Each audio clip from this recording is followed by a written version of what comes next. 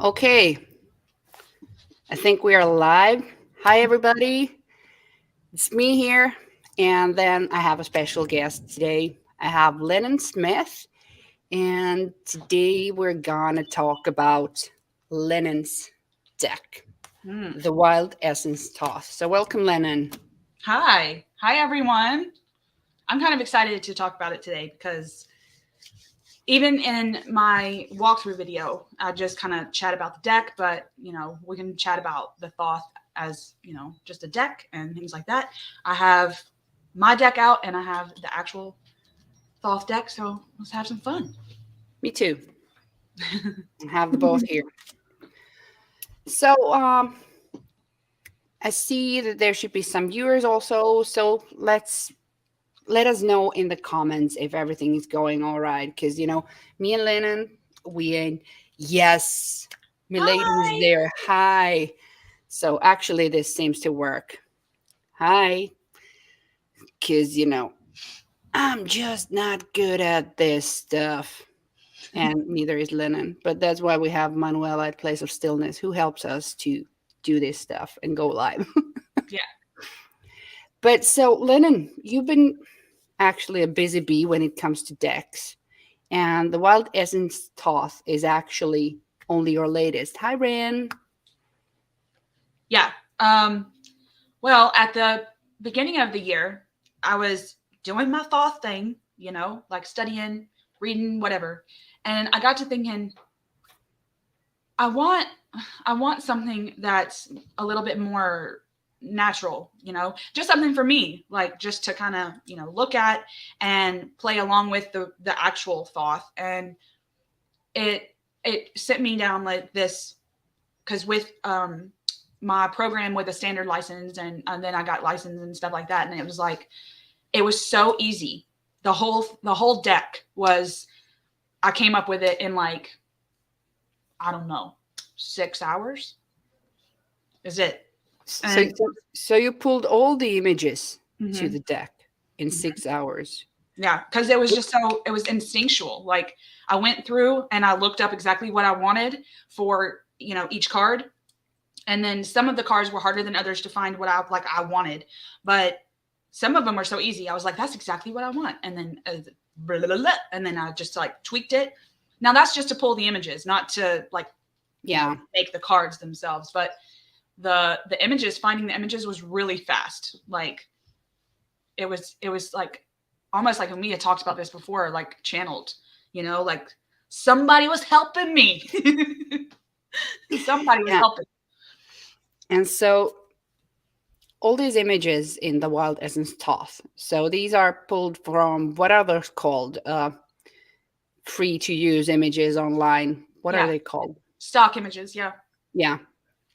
And so you probably looked at like thousands upon thousands of Yeah, well, pictures.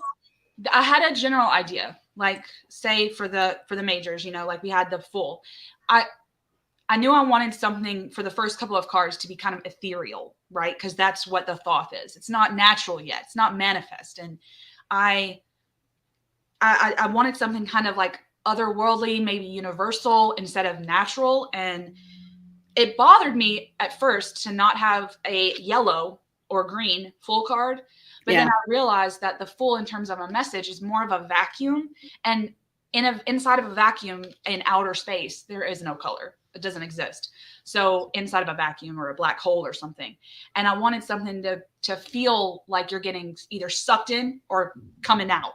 And so it was kind of hard. That was like probably the hardest in the majors. But then the rest of the cards, I knew exactly what I wanted, and I tried to match them with the nature part of the Thoth cards that we see. Like for instance, like the sun card, like we see that hill with a wall around it with these like twin fairies dancing around. And I was like, okay, well, I'm not gonna get, I can't get a stock image of twin fairies, right? Like it just doesn't happen. But a hill with a sun, it's like you're on that hill. You're on that hill. You're the twin fairy now. Yeah. And you're like out in this, sound of music type hill in the mountains. So, Sorry, Lennon. Just get a hi, Manu. Thank you. hi. He's at the hairdresser just checking that we made it. Thank you, secretary. Also, I wasn't laughing at you earlier. I was laughing at Lady Alchemila's comment: 6 hours or 666. Just dropped me there. Or what we were talking about, 93. Could have been Yeah. something in the 93, right? 369 magic. Yeah, You could be know? all that. Yeah, And there but was actually some Hertz music involved when I was looking at the images. So, there's that. It was probably channeling something from the universe. Or no, I don't think I was channeling Crowley himself. Like, please, no. It wasn't that crazy. But you might have gotten some way kinkier images if you did. But actually, what you said about the sun card, that's actually what I was thinking when I saw this card. What's the deck? I've seen people have it. Is it the Spacious Tarot or something that Mhm. puts you into the scene? Yeah. And I don't have that deck, but it's a cool concept to be like you're the person, like Yeah. you're the actual fool. And That's a cool concept. And that's what I got from this card. Because when I was comparing these two decks, because of course I had to look them next to each other, but that's the feeling I got into. And there's when you said that it was this crazy 6 hours of this, just Hyper getting it focused. coming through you, and Images. there are so many like brilliant stuff going on in this deck, like that are different, that are not, it's not like a whole consistency. Like if we talk about the sun card, like it's not like everything is like the Spacious Tarot. I don't mean that, but then you have other type of brilliances, like, yeah, let's go from here. If we go into the Wands suit, we start from the Strife and the Five of Wands. There is the forest fire. This makes me think of American forest fires. We are lucky we don't have that shit that much here, but I know you guys do. We got our news to tell us that. But then this kind of like the victory, the Six of Wands coming after like the burned ground, the blooming, and then the only person in the deck, is this hero dude in the Valor card. And that was so hard because I didn't want people in the deck, just because I wanted this to be natural, like nature images. But in terms of I really wanted the suits to be a journey, like an actual journey. Like this is what, like sequential, and this is what what is happening in the ace. It's not really anything happening, and then the one something, and then you build to something, or you bounce back, or you get setbacks or whatever. And it was so hard because the only way I could find the image that I wanted for Valor, it couldn't be anything other than, if we're dealing with a fire of any kind. Now this is a forest fire, but when you're thinking about any kind of fire, that's something that you have to put out. Like it's just, you can't just let it go, right? It has to be dealt with.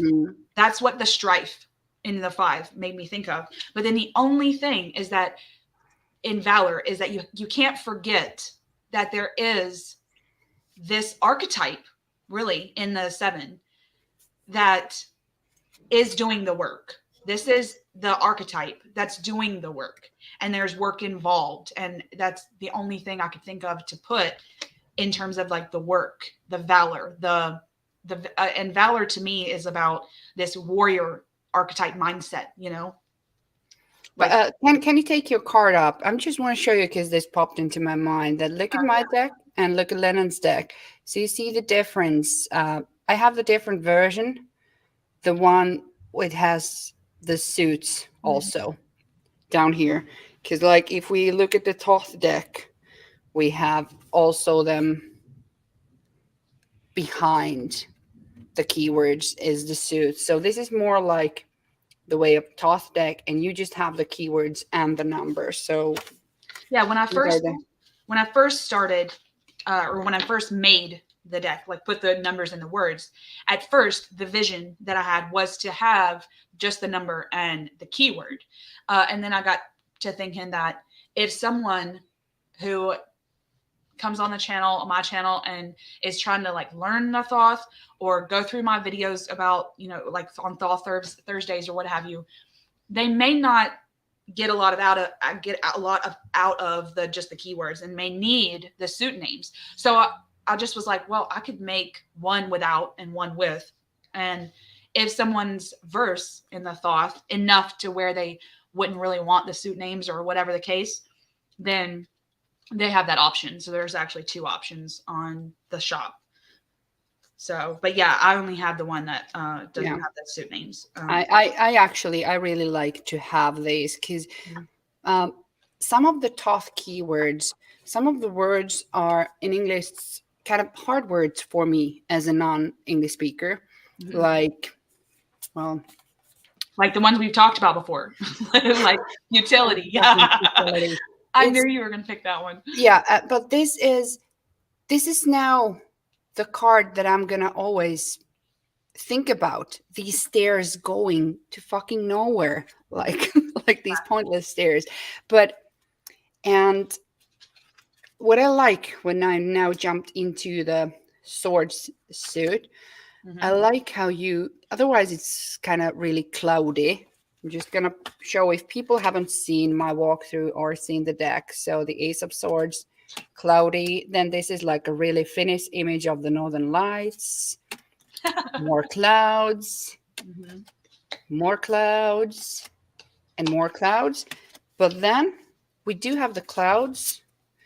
But in the science, I love how here we are measuring the element of air. We are, it's, to me, this is brilliant. Because I struggle with different things with Thoth than, you would. Because, with the language and stuff. Mm-hmm. And also this just opened it up to me. And this I like. Interference. Even though these images, I don't mean to be unpolite, but they're actually ugly. Yeah, for sure. It's like nobody wants to see this, I don't know, radio tower, what the fuck it is. But this is the interference. It is the air. It is the signals. It is the transferring of data and whatever. And the only thing that could have, that's to me, and I don't know if they have radio towers that look this gigantic and huge, like cell phone towers in other places than America. I don't know what they look like specifically. Well, we have some ugly things like that too. Oh, okay. Well, the whole thing with how do you come up with an image for vibrations? Because it's so much about this science, and it's technology. But in Crowley's mind, in my opinion, this whole last half of the sword suit is about growing with technology, growing with like modernization, and how he linked a lot of science in general, like math and science, and trying to find the next best thing. Even back when he was alive, in the early 1900s, it was probably in that time the fight for what the next best thing is, like what the next invention is. And when we look at things like this, it's just about going forth with new ideas. And the next couple of cards, it's about when we go in with the flow with these new technologies and sciences, we're going to get some downloads. We're going to get hit with these vibrations, universal vibrations. And the only thing that I could find was to pinpoint what radio silence versus all these vibrations and downloads that you're getting in your mind would represent is a radio tower. Something that is out there now in modern times. Like, I don't even know if they had radio towers back then. They probably had some shit they did have. Some like power like line. war and telephones and things they had. Yeah, but power lines probably could Yeah. work for something like this. But it's all on vibrations, and it's all on the interference that we get in our brain, like intrusive thoughts and things like that. But as the Magus card, I think this is something how I could visualize energy. Because if we talk about vibration and energy, which you can't see, it's something you can't see. But I think this card is so good for that. And and I love like how in some cards there are the colors, because I know the picture quality is shitty right now, but in this one we have like these green hues. There is things happening when you get to look at this deck, like with your old granny eyes closed up like this. We have these same colors going on, and I think that with your deck some images are like there is the essence of the thing, like the essence of the void in the Fool. Mm-hmm. Some cards are more like boop, boop, boop, here, the essence of the colors in a way. Mm-hmm. So some of these are more clear, and I I don't know what this color is even called. It's like It's like soft. seafoam green Yeah, could or be. like a light teal. But with the funny part about the priestess was this looks so vague. How do I do this? It looks so vague. Like for someone that doesn't really know the Thoth, in my opinion, would probably be like, "What the fuck is this?" You Mm-hmm. know. But the essence of the priestess, in my opinion, is the veiling, the veil. And if you look closely at this card, the color is a beautiful seafoam green, but it's an actual veil, like a marital veil, like the mesh, like a mesh fabric. Oh, it is. I told you I have granny eyes. It is. Yeah. And I thought it was like watery, more watery, but it is. There's a mesh. yeah, and the mesh part, and with the along with the coloration, it makes me think of the veil of the priestess and that net that she's holding, and Mm-hmm. how she's the embodiment, in my opinion. Okay, this is all my opinion, folks. It's the embodiment of the veil that the universe has over it automatically. That there is always going to be something we don't know, and she is the keeper of all that. So that's why we have this marital veil in seafoam green, because I wanted them to match these specifically. I wanted them to match, And they but do. then the veil is the essence, because the purpose of this deck isn't just to match. Okay, because I'm working on more. I've got more Thoth ideas in terms of like what I can draw and paint, and how to make it look like a Thoth, an actual Thoth deck. But this specific deck wasn't about that. It was about getting down, getting carving down to get that gold ore of whatever the cards are. So it's not so much that I did this to match the Thoth. It was to try to see what I could see in terms of kind of like my commercial for the deck. I don't Mm-hmm. know who all saw that, but it was like if David Attenborough was, and he's the one that does Planet Earth. If he met Crowley and they were like, and Attenborough was like, well, what is the priestess? And Crowley would be like taking him to all these places and shit. And they would just kind of have like a nature chat Mm-hmm. about what the Thoth essences are. And I just kept having visions of Crowley and David Attenborough like having these chats out in the mountains and shit. So That's that's just. really the objective of this specific deck. But there are a lot of cards where you get that like there's something in the image that matches, or Mm-hmm. then like with the Empress. Mm-hmm. Um, It's my favorite, one of my favorites in this deck. it's just there are matching colors. These Mhm. are one of the easy cards, but Yeah. there is still the essence here in a way, and because the Toth Empress is really different than like the Rider Waite Smith pregnant Empress on the wheat field, Mm-hmm.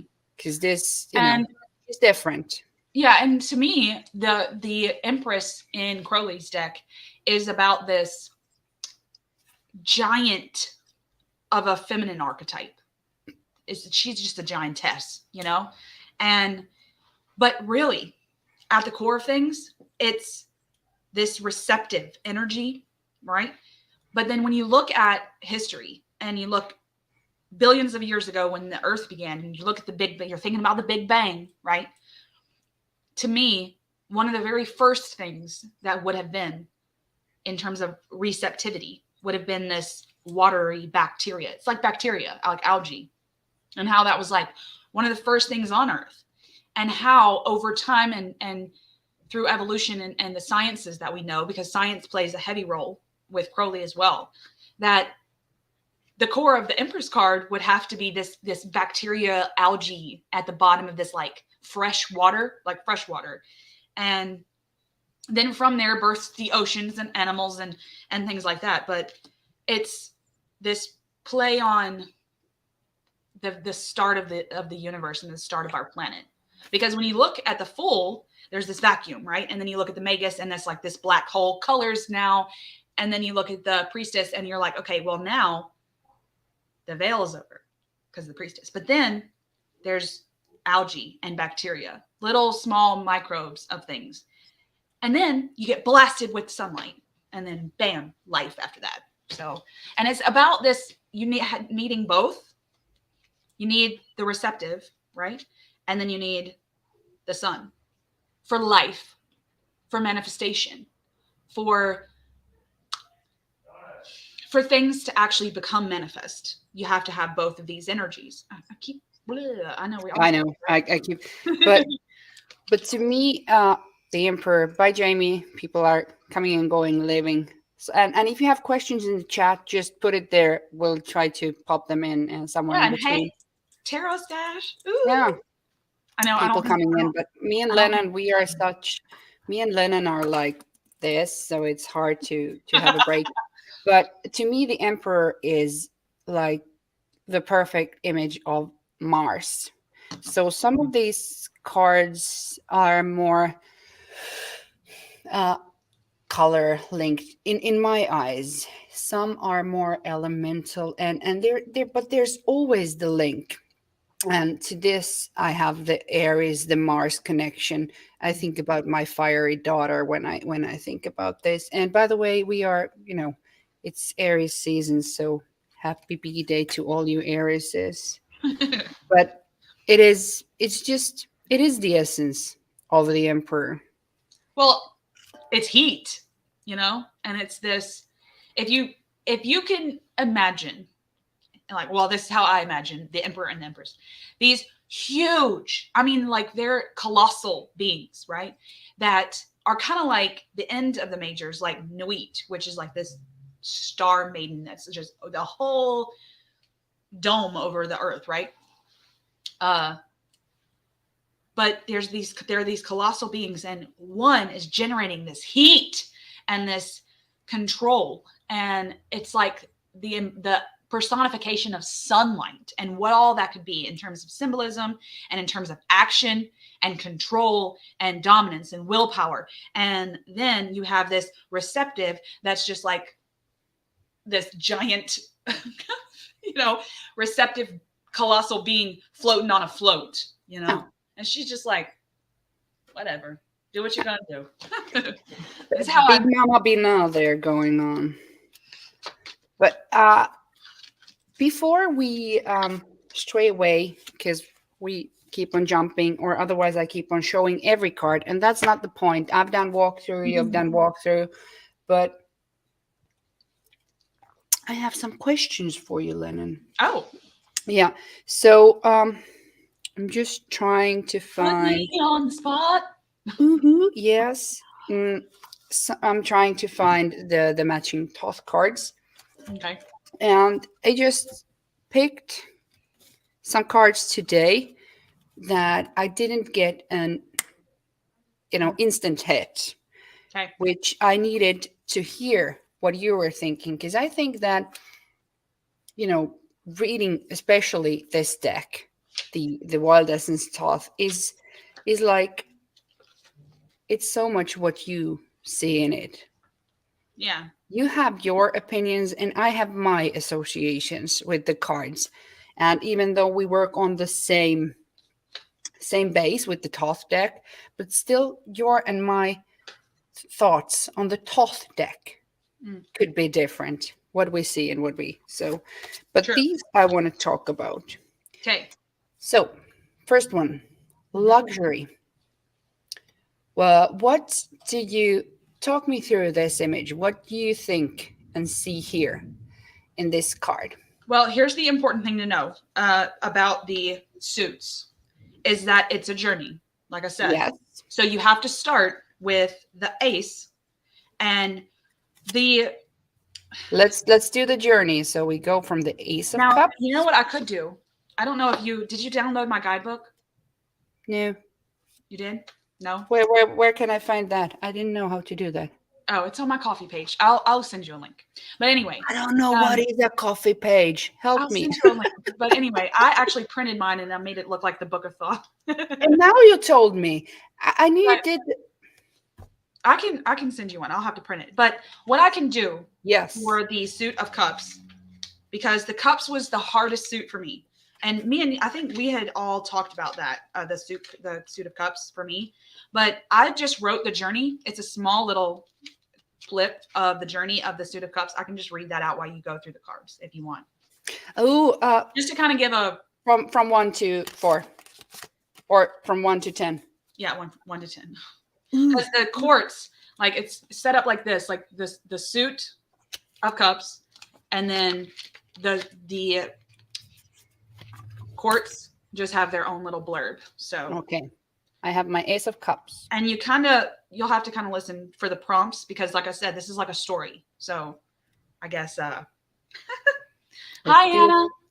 We're reading for those of you who are new to come in. I'm gonna read from my guidebook for the Wild Essence Thoth about the suit of cups. It's a journey, and just to kind of give y'all what a map of the suits would look like and how a journey would look in the mind of Lennan, I guess. So beginning with the ace, we see a majestic waterfall. This vision of water is the root of all emotional intelligence we can and will possess. But this vision only comes to be manifested in the two, love. This is the love you hold for yourself. Maybe you have not found it fully yet, but this is the image you hold in your mind when you ponder what you want your emotional capacity to look like. This image is what you will strive to be as you go through to the end of the suit. You have begun to flow as yourself. This is the 3, yeah. You will be learning through abundance. The suit is giving you as a waterling. So we're starting out as a waterling, kind of like a seedling, but it's a waterling. With this abundance comes certain obstacles to be dealt with later. The obstacles are the rocks. Okay, just to clarify. For now, however, you are just feeling the gratitude for the abundance that is given. The luxuries afforded you by the suit of water comes the responsibility to carve new paths around those obstacles. So see now the water's moving heavier through the rocks. And Lennon, I knew you did the guidebook. I just fucking forgot it and didn't realize how to get it. And I was so excited. But yes, I'm loving this. I'm loving this. Let's continue the journey. Okay. I'm going to start the sentence back over. The luxuries afforded you by the suit of water comes the responsibility to carve new paths around these obstacles. Not all the abundance given in the 3 is good for you. This doesn't stop you from wanting to explore this newly found energy. You must now learn how to etch your way through stone and carefully keep balanced against storms and stagnation. However, as you are carving your way through, you lose sight of the bigger picture. You have carved your way right through thousands of years of rock wall, a deep chasm of disappointment. You've moved too fast and for too long, and the end may not be in sight any longer. You must figure out how to be yourself again. At the bottom of this chasm, which is this card, you have found yourself once again. You have paved a new path on the canyon floor, and finding your pleasure in your new image, you lose sight of the picture you held of yourself from love. You've lost that picture. You believe this teal river is all you can be. And while you have found the pleasure to be had here, you lose the confidence to free flow and begin again. With this new melancholy for your new life, you allow patches of your river to become stagnant. Sludge begins to fester in places that you have neglected. You weren't even paying attention, and debauch has settled in. Worse still, you can't clean yourself up. You will let it go and keep allowing these pockets of poison or pockets to poison you. You have stopped. The sludge from debauched has continued to aggravate. You have given up. Is indolence. Do you still believe yourself not capable of returning to love? Can you remove the poison and begin again? Sure, but it requires a new form of learning. You must now learn how to grow new life in the muddy waters that are the new you. Because you have changed, what you grow has also changed. You have taught yourself how to grow new things in the mud that is you. Through this growth process, you have found happiness. You have seen the new you. You are satisfied completely. You look, which is the next card. You look back at the image you had of yourself in love and are realizing that the image of now, satiety, is not the image from then. You worked hard to manifest that for yourself, but the outcome was different. This is how it works. Emotional maturity does not always look how we think it will. Be content with your final result. There you go. That actually, that guidebook, as I told you, that we really needed with this deck when you first talked about this idea. So I'm really happy you made it, and I'm really happy to finally get to read it when you helped me get it. I'm such a dork. And we can, because you said that the luxury for you specifically, that was kind of like one of them cards that you were like, what in the hell is happening? No, but it's just not, it was one of those cards that I can't find immediate color or these immediate clues. Well, this love here, to me, in my opinion, and I did try to match the cards to the thought, but love in the Thoth deck to me is this love you have for yourself, and you have this image of what you think you are, what you think. You have this own vision of what you think is your emotional maturity, but it looks like this. You think it looks like this. This is a vision. This isn't true. And as you go through this, and you're working towards this, the rocks are obstacles, right? And you think you've done it. You think you're doing the work and all that. And then somehow you get here, right? There's some abundance. It's still this vision. And you're just, there's not a lot of water here, right? And you're kind of looking out towards the horizon, and you're not even looking at the fact that you've got some work to do. You've got to get rid of these waters. You've got to fill up this cup that is you. You're not as emotionally mature as you think. And then you get here, and you're allowing the water to flow. You're allowing the water to flow, and you're basking in the luxury that is this water flowing, right? But then, bam, you're allowing this water to flow. You think that you're emotionally mature, and then, bam, what happens? All that water that you're pouring out becomes this deep Grand Canyon of a chasm of disappointment. You disappoint yourself with what you thought your emotionally maturity was. But I think, because even this, in these cards, some of them are visually and also color-wise, really perfect. Like here, we see the oranges and we see the blues. So for my brain, these are the perfect ones, and that's why I really needed to talk about some of these cards that don't give me the instant hits like these do, right? And to because without reading the guidebook, I can't. And the guidebook you've been thinking, they're like stories, right? Like that. What I just did with the Suit of Cups, that's what you get for the Suit of Cups. Yeah. So it's not so much that it's a divinatory guidebook. No. With what you were talking, like hits, like how to get hits. It wasn't, for me, it wasn't supposed to be that. It was just supposed to be find the story, Yes. And that's why, but then I need to connect to the cards that I don't immediately connect with. Of course, I can I could have a tarot deck that would just have the titles of the cards, and I think I could read off of it at the end of the day. But when we talk about these ideas here, I think I will remember these and get those, going through. And then I don't know if you saw my video. I was bitching about one card, and it wasn't bitching in a way, but Uh, because all of the other images are like quite realistic, or oh shit! I just dropped half the soup. Okay. oh, perfect. How did you? I want to know, because this is perfect. This card is actually perfect. Hmm. If I can find the Nine of Wands. So the card is actually really perfect. I need to show it this way, because then now we have the sun up and the moon down. So yeah, the card is perfect like this. But did you was this immediate hit for you? Yeah. Actually, because the suits are a story, at first I was going with the fire because it's all elemental, right? But the the weird thing about the suits in the tarot is that there's a first half and then there's a second half, in my opinion. There's the 1 through 4, then the 5 is in the middle, and then there's 6 through 10. And they each tell a different part of the same story, like the beginning. And then in the 5, you're having to figure that shit out somehow, right? With strife or whatever the hell it will be. The 5 just stands in the middle like this, and you've got to figure him out. And then the last half is like the ending, right? And with I'm trying to kind of figure it out. If you look at the card before this, which is Swiftness, which is my beautiful rainbow card.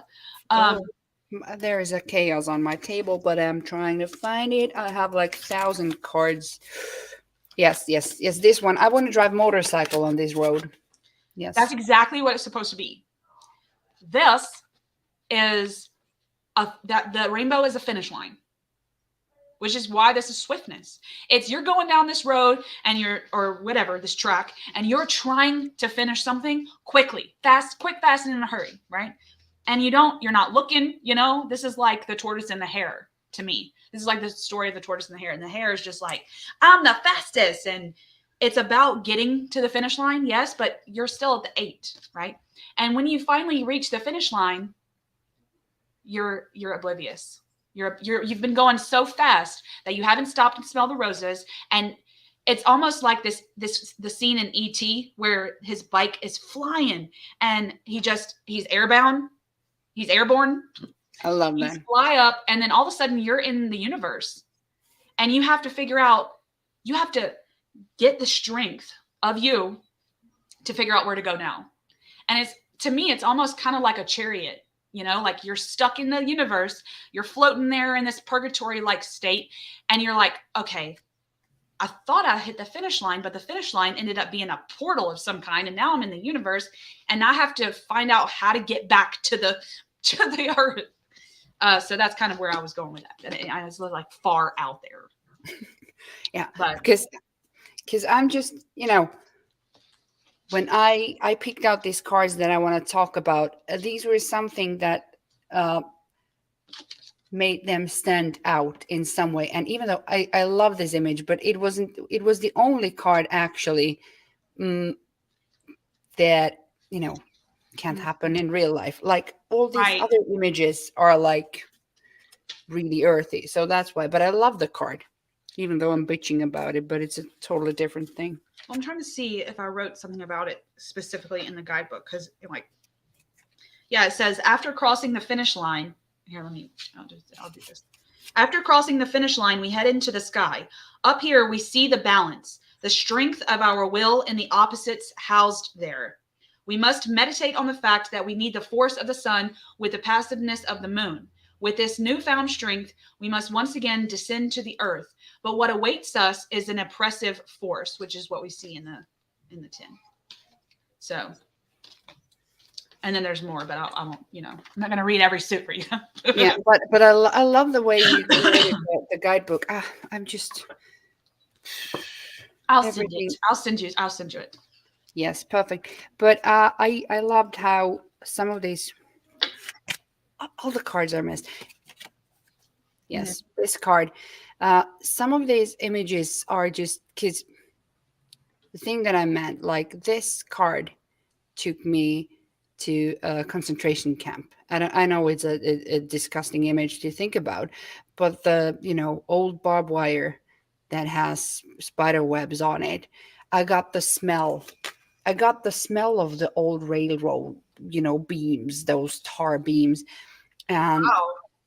it's just some of these images are so but you haven't been there, so you wouldn't get the same reaction as I do, and that's what I mean.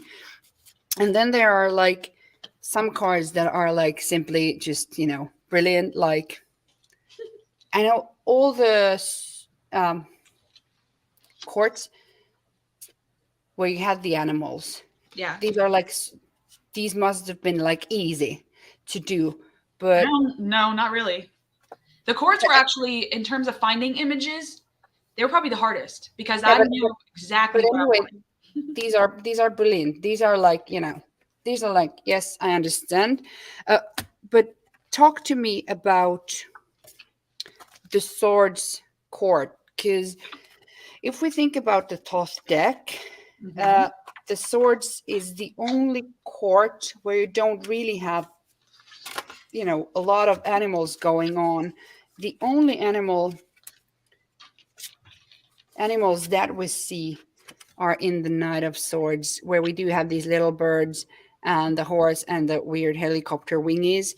But the rest of the swords court, Mhm. there's no animal pulling. These are like human figures here. Right. Well, we can go. I guess we can Because pick. I would have struggled with that when you kept the animal theme in all the courts. Otherwise, Well, in this suit of swords. Let's see. I'm trying to get them up. I have them here. Okay. Well, One is lost, but boohoo. There's the knight. yeah. And see, with the animals, it was so hard, right? Because I usually use the animal that was on the helmets of Mhm. the figures, but in this suit of air, there weren't anything but birds or dragonflies. I think in the night, yeah, in the night is like he's got dragonfly wings on his helmet, right? And so I could have used a Yeah, the dragonfly. helicopter thing is, yeah. Yeah, yeah, which makes me think of a dragonfly. But the thing that I grappled with was the color, the situation, or situationally, elementally, and then airborne animals, which I chose birds. But I chose birds because technically I wanted elemental type flying, okay, flying animals. Mm-hmm. But and they're not all the same bird, but with the princess, right? Mm-hmm. It's she's cutting through the bullshit, right? That's why it's gray. She is this lone princess flying through the storm. Birds don't fly through storm. Way up here, okay? She's this.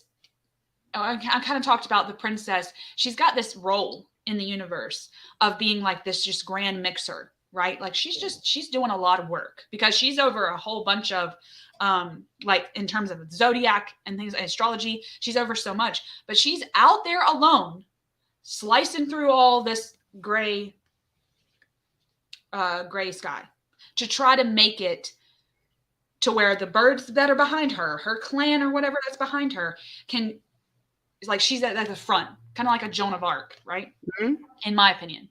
And then we get to the prince, and he is all over the place, okay? In the Thoth, it's the chaos in this card. That's the point.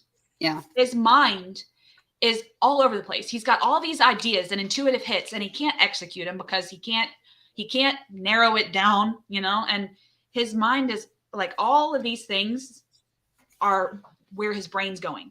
And it's just like, this idea and this idea, and this person said this, and it inspired me to do this. And there's just so much chaos. And you can't even really tell in this card that it's a figure because he's like kind of sliced with this projective geometry. So this is why I used this flock, right? And it's one of those, when you think of this type of image, you think of the birds and they're kind of synchronized and they're kind of flying together. But then really it's just like all this locust plague looking stuff.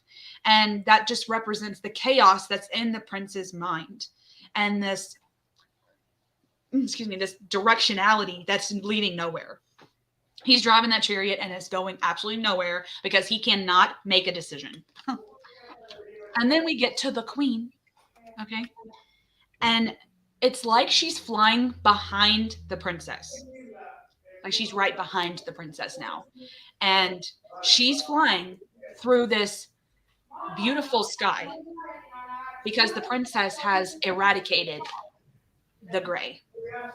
She's eradicated all the storm clouds, the bullshit that people are talking about, the jealousy, whatever the hell is roped in people's minds. She's cleaned all of that, and so that the queen can just fly and be regal.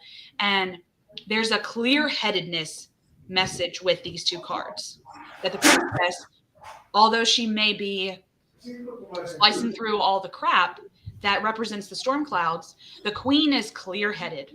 She knows exactly where she's going. There's clear skies ahead. She doesn't have to grapple with any kind of bullcrap. It's just clear skies from here on out. Now, I did get a comment on my video that I wanted to kind of address, that someone said that it would have been nice to have a victim, for this bird, the queen, to have a victim, which is what we see in the queen. Like she's got that head, And I thought, that's actually a pretty good idea. But when birds have that, I wouldn't have been able to get, there wasn't an image with a blue sky background with them holding like a fish or a mouse or something. It would have been them with water, right? Like it would have been like we see in the cup suit. He's like at the water's edge. That's when we were going to see the birds with their victim, not way up in the air. So that was something I grappled with the queen, but I wanted this to be the embodiment of clear-headedness. So there you go. And then the knight, as last is, there's directionality. There's control. He's leading it's almost kind of like, I could have used this because I think of this too. The V formation for geese. It's that. He's leading. He's good at leading. And there's a form and there's an actionable way to go there. So there you go. That's why I picked those. I just thought that I would personally struggle the most to choose the images for that, because the inspiration for the visual clues wasn't readily available. But then talk to me about your chosen image for the Hierophant. Okay. I'm just keeping on mute because there's some noise in my house, so I'm totally listening, but keeping on the mute for a while. Okay. Now, along with the minors, the majors are a journey as well, in my opinion. Okay. And to me, after it's both. I'm sorry, both of these. After you encounter both of these forces, because I believe that these are forces of the universe that are always there, you're going to encounter this place of needing a way to connect to the priestess and to find meaning for the forces of the earth, right? And you kind of have to cut through the veil, right? And the only way to do that is in terms of nature images, is to kind of find a point where you're not on earth, but you're not up there in the sky with the gods. And the mountain was the way that I could embody that. Okay. So it's like down here, you're on earth. Okay. This is earthly realms. These are the forces of nature that happen on our planet in terms of creation. Okay. Because we don't know anything about like life on other planets in terms of humans as of yet. Okay. And aliens and things. So this is, to me, it's universal, as above, so below. But these are more of the forces that we know about, like the rules. And when we want to get down to the meaning, when we want to find the meaning, we have to find a place up in the clouds, up in the mountains, that we can be one with the universe, find the oneness. And this kind of reminds me of, well, to an extent, it reminds me of Tibetan monks and how you would have to go up and be alone to speak with the divine. So, hi. So you would have to speak with the divine up in this mountain by yourself. So this is not the hermit yet, because it's leading to that. But that's the thing, is that this whole thing, you need all of these things that are leading you somewhere, okay? That are leading you to a place where you can peel the veils back. So, and when you mentioned the hermit, this is one of my absolute favorite cards. Mine too. Of, I love of your deck. It's just. Now this is just the place. This is just the conduation. But that's now I start to get it, because these are like more of the images, like we talked about the deck, the spacious tarot, or if it's called that, I think. Right. But, yeah, it's called that, I think. Yeah, but here, I am the hermit. I am in in the wheat field. Mm-hmm. It's my lantern that is illuminating the wheat, and these are the dog Cerberus is right beside you, like he's not. And like the chariot also I'm driving, but I like how the Thoth chariot is really stagnant for me, because all the all the engines up here in the front, they are sitting down, so there's like no movement kind of in there. I always thought of them as the chariot is moving. Like I say this in a lot of videos. It reminds me of a Looney Tune spiral. And it's moving, but the statues, those sphinxes and the cherubims, or whatever you want to call them, in the front are statues, but they're not really there. They're symbolized there. So the chariot is moving through this Willy Wonka tunnel, okay? And I don't know.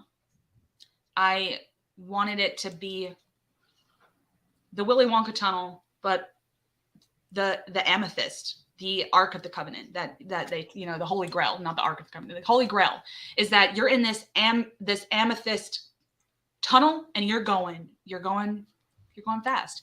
Now, the one thing in Crowley's is, because of those statues, you don't have the horses like you do in the Rider-Waite. Mm-hmm. So it's not about, to me, the Thoth system wouldn't be about doing this with the path. Like, this horse is going this way and this horse is going this way. Mm-hmm. This is more so of you have to go this way. It's about forward movement, and it's about finding the Holy Grail. Now, the Holy Grail, to me, in my opinion, is the essence of you, the true you, the one true self, is what the amethyst would represent in Crowley's deck. And like I said, this is a lot in my opinion, but but then, about what's your favorite card in your deck? Can you choose? Shit, really? I'm not asking your favorite child, so I'm letting you easy. Mm-hmm. But do you have like some of your favorites? Oh, yes. Okay, first, well, I guess we could go in order, so that I'm not like jumping around the majors. But the Priestess, we've already showed that. I love the color there. I love the veil. I love the fact that the veil is present. I did really like the Magus. The chariot was really pretty, and I think it was Anna. She was like, "What's up with this? What's up with this?" That was in my what's up pile, because I know that this could be to many people. Like, I'm trying to find the Thoth. Yes. Yeah. Now, the essence of the lust card in the Thoth is a feeling. Okay. And when I look at this is what my family and me call cotton candy skies. Mm-hmm. It's this this excitement, this like you're going to the circus, right? And you're like, you've got tickets to the circus, but you're on your way to the circus. You're not there. And it's that feeling that's right there in the center of you. That's actually I don't have the lust. You have it. The cup that she's holding of abominations is that feeling of excitement, but you're kind of scared. You don't know what to expect. It's all those little expectations that she's holding that fill you with this just damn, like, I'm excited for this. Like, I don't know what to expect. I don't know what to do. Like, I don't know if I'm going to hurt myself doing this, and it's all of that. And those butterflies that you get in your stomach and stuff, that's what this tells me. And in terms of nature, cotton candy skies, this swift brilliance that the sky has in the most color is what nature's excitement would be to me. It's this, if nature were to have those butterflies in the pit of their stomach, they would kind of show it like a cotton candy sky, like a burst of color, And I wanted the colors to match too. And the pink and the purples was important to me. Okay, so back to the favorite. Yes. Okay, first My of all, cards are in a mess. I know. I love the devil. It's my least favorite because I hate spiders, and okay, I don't like spider webs. Spider. I made sure there wasn't a spider. But in the Thoth, I mean, it's such a phallic, like Mm-hmm. not really things in nature besides like a Venus flytrap and shit, like something like that could represent the phallic nature of the universe. But to me, the essence of the Thoth is in all that semen-like webs back and behind this pan devil, and it's the stuck, and it's in Crowley's deck, the balls, okay, that have the humanoids in them. That's things that are stuck there waiting to go out, and you're stuck. You're stuck. And there's things that you have to do to get unstuck. You have to. Okay. Looks like we lost Lennan for a while. Let's see if she can come back. Can somebody in the chat say that, do you still see me? Oh, now she's back. I'm going to add her. I don't know what happened. It said my camera was disconnected. I don't know. This is Lennan. This is you and me. It's totally natural that shit like this is happening. Something would happen. The internet went out or whatever. My camera had quit working, so whatever. When I was out, dear. Yeah, I went backstage and it said camera's not connected, and I was like, yeah, I haven't done anything. And I was like, honey. Yeah, so, I think it works. Yeah. So anyway, the web was something that I fell in love with. I guess going in order, my absolute favorite, I can't even really say that, but I have a thing here of my favorites. I love the Death card. Mm-hmm. I love it. The colors. I really. Oh my God. And as a Scorpio, I accept. This watery realm is where Osiris is, his dead body. This is where his dead body is. Mm-hmm. And when I saw this image, I was like, holy shit, this is where Osiris is dead, but he's down there with his scythe, killing all this crap, making bubbles, which is something that, oh, you know what? Meg might be right. It says I mentioned a word and it might have been like, okay, no, back up. But anyway, I love that it's this, because to me, there are 3 aspects of Scorpio. I just saw this chat. Yes. There's 3 aspects. So it's like the eagle, the fish, and the scorpion, right? But to me, hey, Candy. To me, it's the watery realm. Yeah. That's death. And two, if we look through the majors, the very, the card before this, the Hangman, you're suspended over the water, and you're kind of like bungee jumping. It's kind of like bungee jumping, but, whatever. And you're kind of stuck there, and you've got this knife, right? And you're like, okay, I'm terrified to cut my bungee cord and land in the ocean. But it's not until you've done that, you've made that sacrifice, hanging upside down, that you get here to Osiris's realm, this watery depths of transformation. And it was something that I loved about the death, that image. And let's see. I do love the art card. Yeah, and I love it, I love it. especially connected with the way the lovers. They had to connect. They Yes. had to connect for me, because there may be in most lovers cards 3 aspects. Okay, the hermit, that's like residing, that's initiating, and then the 2 forces, right? In the lovers card, and this, this whole age-old thing of the good kid versus the bad kid and crap like that. Whatever. But it's more so about they're coming together. You're recognizing that you have to have both aspects. You have to kind of work at having both going on. And that's the relationship between the bee and the dandelion. It's a symbiotic relationship. They have to have each other. If there were no flowers, there wouldn't be no bees, And it's this symbiotic relationship that they have, that right now it's just the bee and the flower. But then once the work is done towards, when we get to the art card, the work has been done and something beautiful has been made. So that's what, we see the bees and everything, the work that they had to do. And it's just work. And then, but you have to know that something beautiful will come out of that soon, and that's the honey.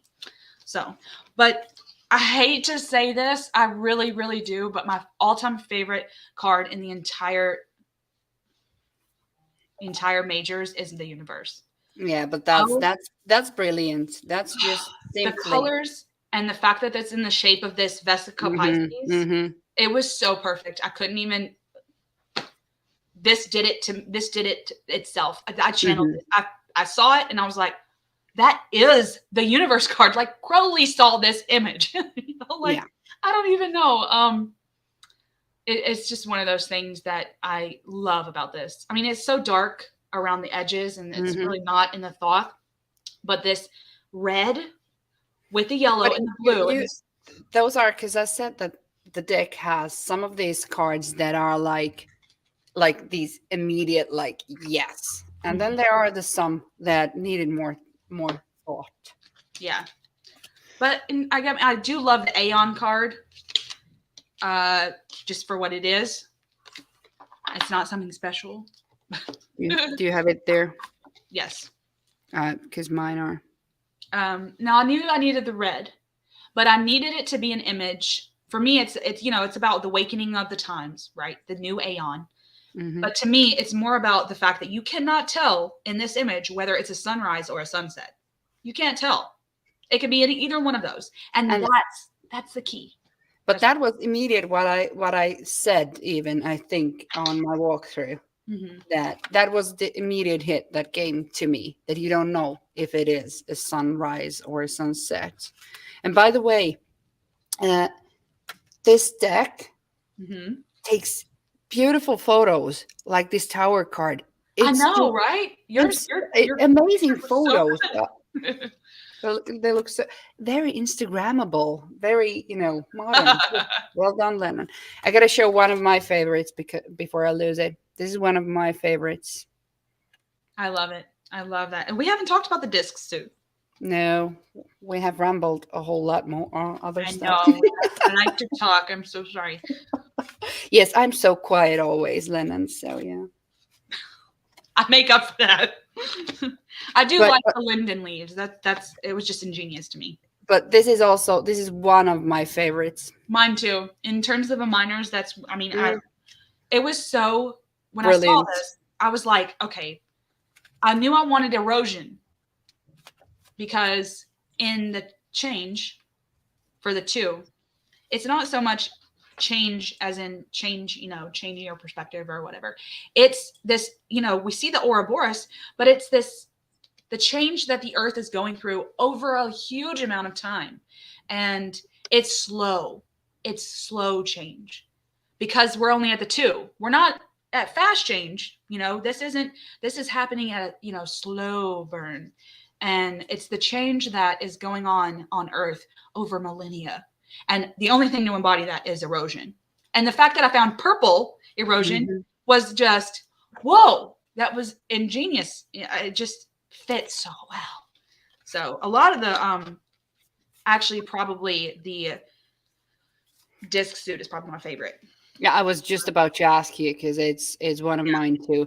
There are a lot of beautiful images in all of them. I think the swords Yeah. is the least colorful, but there's the brilliance with the technology part that we talked about earlier.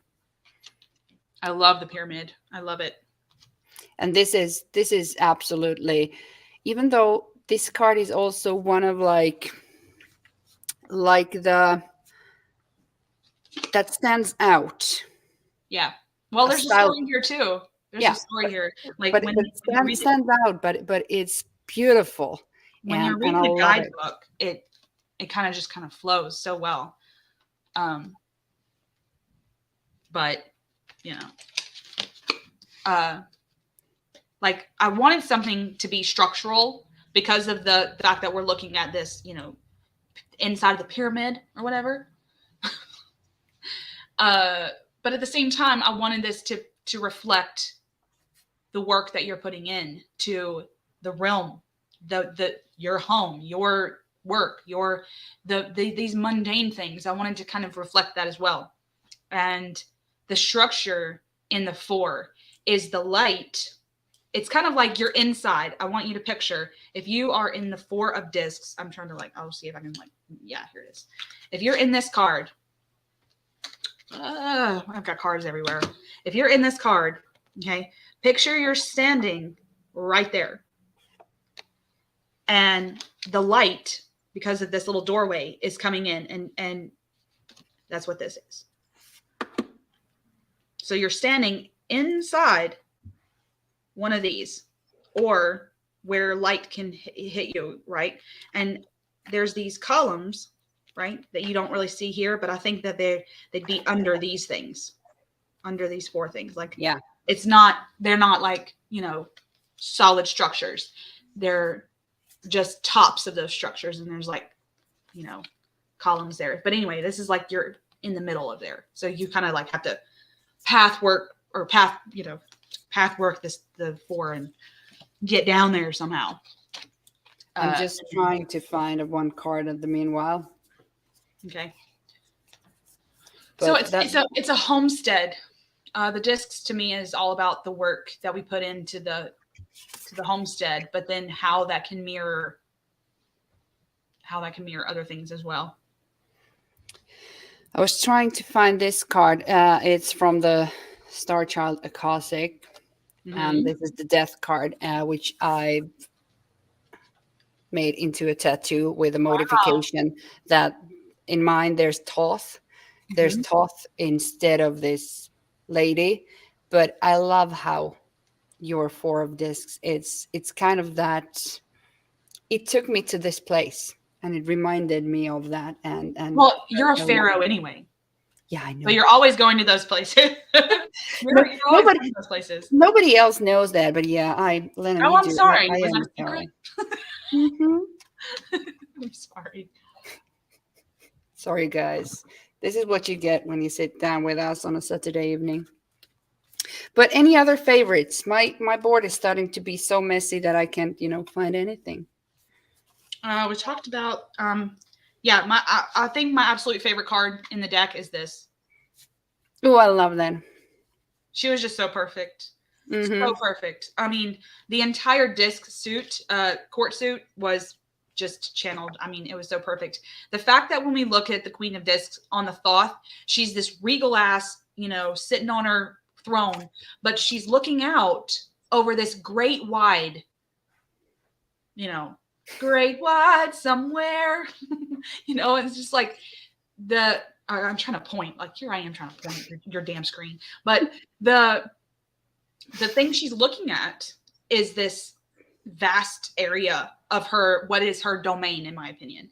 And that's what this little goat is doing. She's just like on her rock and she's like looking out over the whole forest. And it was just so perfect. And this was actually probably the easiest suit to come up with the animals. Yeah. But I think the wands, you nailed the wands also. I'm just laughing at Anna's comments here. I'm not laughing at you, Lennon, but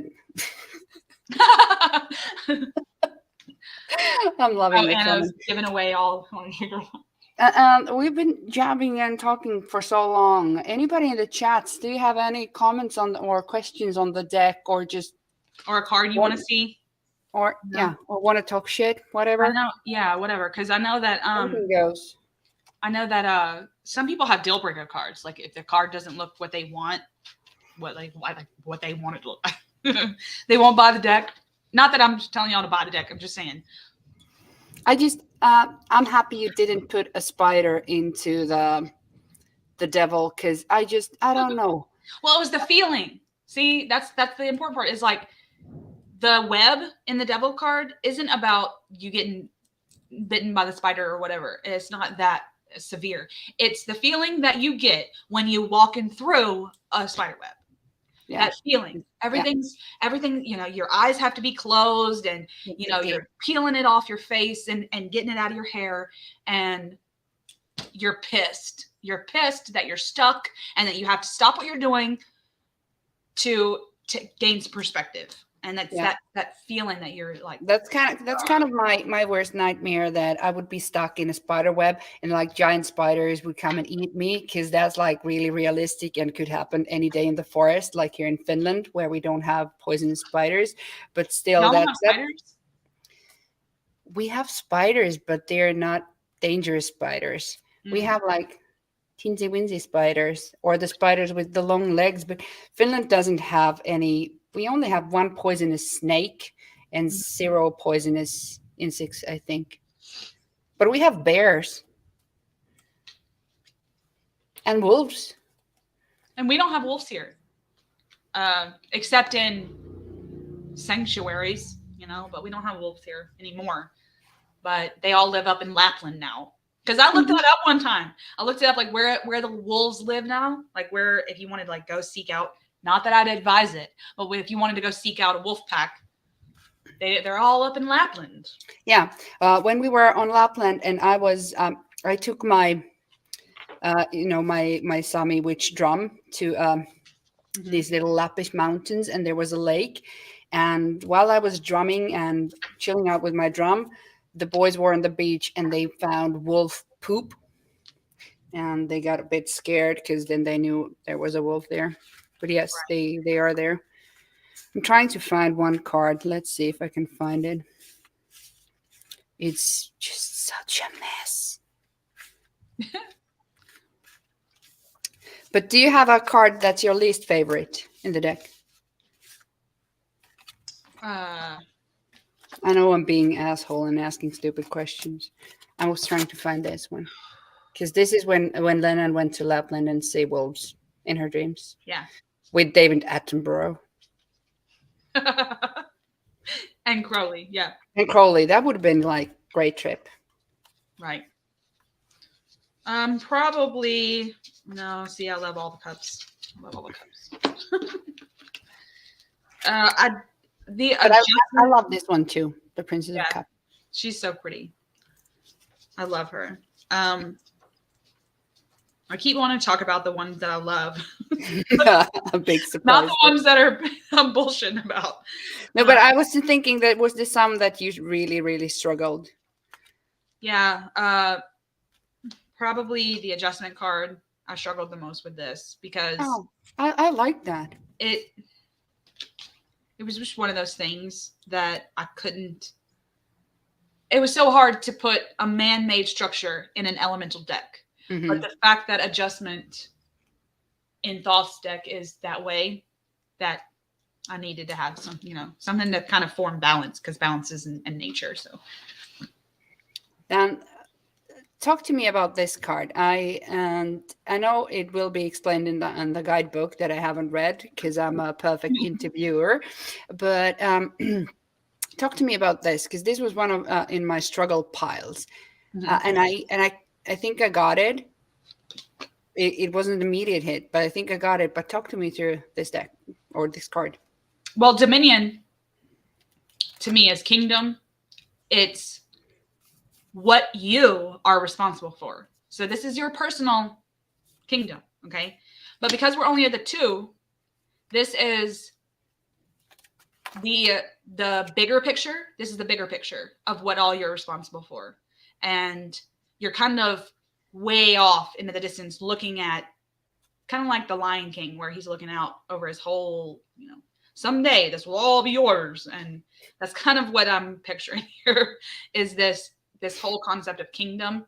And we have, you're not worrying about work. You're not worrying about anything. You're just kind of looking right now, like acknowledging that you have a kingdom that you're responsible for. And that's what this represents. Because when we get to the rest of them, it's work. It's about the work that you,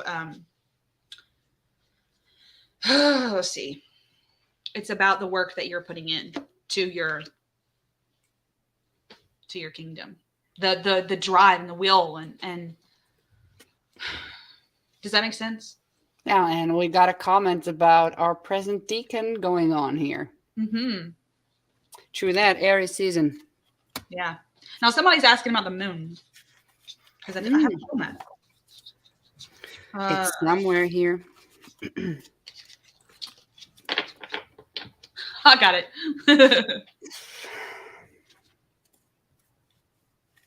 Path, but I wanted it to be foggy.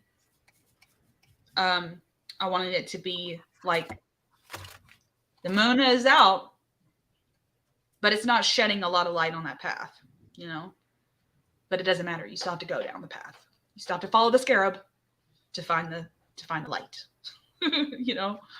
And that's like, that card captures really well the moon energy, how I feel moon card in my life most of the time. Mm-hmm. To me, the energy of the moon would be like that dark mostly, even though, when you're outside, when it's full moon and you're looking at her and she's beautiful and whatever, that's not what I feel and think when I look at the moon card in the tarot. Those Right. are, to me, those are so distinct, different things, like moon as she is, and then the moon card. And I think you nailed the essence of the moon card, at least how I see it too. And it's so, I'm trying to, there's so much about the wand, back to the wand suit, that was troublesome, because we were talking, you kind of asked about troublesome cards, because to get down to the core of the wands and get down to the drive and the force of all of it, like, what does it all mean? Because you look at this and you don't automatically think 3 of wands. Okay. You're like, what the hell is this? Yep. But to me, it's about the, you're frozen, and it's the virtue of pure snow, and this freshly fallen, the feeling that you have of pureness, and how you want everything to be pure. You want it to stay pure. You want things to not be adulterated in any way. And it's this human condition of wanting everything to be perfect. It's perfectionism and things like that. And that's why it's called virtue, in my opinion, is this cleanliness that you. But if you would, because before we went live, you and me, we talked a little bit about people being sometimes afraid of the Thoth deck, and to use the Thoth system, because there are even worse geeks than us who tend to drill deep with this deck, and it's kept on a pedestal and treated like uh, it's holy special thing. But if one would do a sin like I'm going to do when I find the card, show the card, uh, Which one? the Three of Wands. Mm. If you would be, doing what I do, when I look at the Three of Wands, I always think it more also on the Rider-Waite Smith type of meaning. Because to me, as much as I love Thoth deck and I love going deep into the nitty gritty, but at the end of the day, Thoth is just a tarot deck to me, and I can read it however I want. And but to me, that card, when I think about the Three of Wands in the Rider-Waite Smith style, I see you in your journey when you traveled here to Finland, and we are in Lapland, looking at wolf poop. Mm-hmm. That's the thing that you would hear when you would took your journey to here. Mm-hmm. So there are different aspects. These two, this one and the two of, is it the Two of Swords, the Northern Lights? Two of Swords, yeah. Yeah. Those are so Finnish images, and I've always said that you have some Finnish DNA in you, even though you don't know it. Yeah. Yeah. I love this. This just is an embodiment of peace. Even though there's so much like crazy shit happening in the sky in terms of electromagnetic No, but, magnetic have, forces. have you ever been underneath the Northern Lights? No. That's No. the only two places you can see them is in Alaska, which is on the other side of the country for me, Mm-hmm. and your part of the world. That's the only two places I think. But when you are even here in the south, because I live in the south of Finland and Lapland is up here. Even here, we've seen now twice this winter the Northern Lights. The last time was like only a few weeks ago, but especially when you are in Lapland, and everything is dark because there's no light pollution, and then you have the Northern Lights above you, and it's so quiet, but you can hear they make this little noise also, Like a crackling? but there is peace, so much peace in that moment. It's one of the most magical moments that nature can provide to you, and of where I live.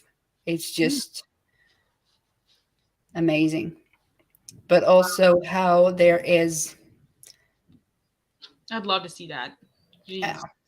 but then when you make the decision in the Two of Swords, and you just jump into the Three of Wands and come. So I'll show it to you. We're jumping around. Yeah. But that's how my mind works. But that's why I love this deck, because this deck is so different. And I'd say that it would be quite hard to use this deck if you're not familiar with Thoth in any way, or otherwise, if you are so good with tarot that you could read with blank papers that has titles or something, then you could work with this. Yeah, But I mean, if you just want to do it like intuitively, yeah, I think that there's something to be said about that too, because I Yeah. think that, sure, this is a Thoth influence deck, but at the end of the day, But if you want to do it, you can do it. I saw this card um, the day yesterday when I was walking my dog. The ice is now starting to melt in the river, and so there was a little hole in the ice, but there was a lot of trash and like this foamy, gooey shit in the river, and the water was looking really nasty. And I didn't have my phone, or I would have taken picture. And there was a beer can floating in the river, and that was just a debauch moment in the nature in a city. And I That you was could see, yeah.